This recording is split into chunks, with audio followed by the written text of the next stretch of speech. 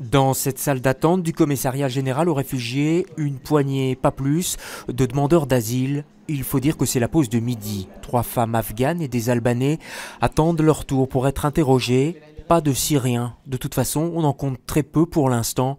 Depuis le début de l'année, 648 Syriens ont fait une demande, quasi toutes acceptées, mais avec des nuances. Seuls 81 Syriens ont obtenu le statut de réfugié, les autres ont un statut de protection subsidiaire.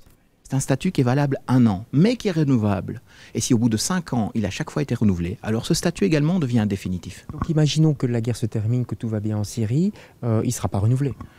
C'est en effet un scénario qui pourrait être possible, mais voilà, ça n'en prend manifestement pas le chemin. Mais pourquoi n'y a-t-il pas plus de Syriens en Belgique alors qu'ils sont 2 millions à avoir fui leur pays depuis le début du conflit?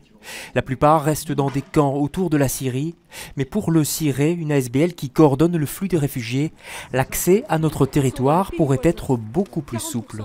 On pourrait déjà assouplir la politique des visas.